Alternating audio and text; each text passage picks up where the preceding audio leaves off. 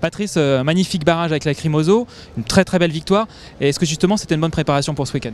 Alors non, je suis vraiment très content d'avoir gagné ce soir parce que je pense que mon cheval m'a tout donné.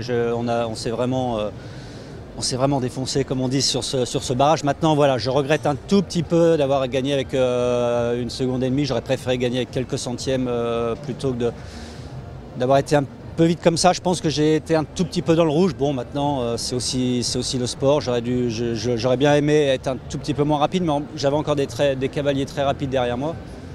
Mais bon, c'est pas facile quand on commence un barrage, d'aller vite et se dire non, tiens, je vais quand même aller un petit peu moins vite. Après, c'est le sport et voilà, bon, c'est le seul regret que j'ai un petit peu ce soir après ma victoire. Mais ceci dit, la Crimoso, on l'a déjà vu gagner très très bien des grosses épreuves en ayant fait des barrages très très vite la veille. Donc il me reste encore une journée demain pour essayer de calmer un petit peu le jeu et de retravailler tout ça.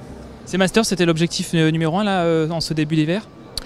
Ça faisait partie d'un des objectifs, des plus gros objectifs, sans oublier la Coupe du Monde, parce qu'on a commencé déjà la saison Coupe du Monde. J'ai fait 4 Grands Prix, j'ai actuellement 27 points, donc je ne vais pas vous cacher que dans un premier temps, c'est plus la Coupe du Monde, mais aussi bien sûr, les Longines Masters font partie d'un circuit très important pour nous, ça fait partie des plus grands concours au monde, donc c'est aussi très important.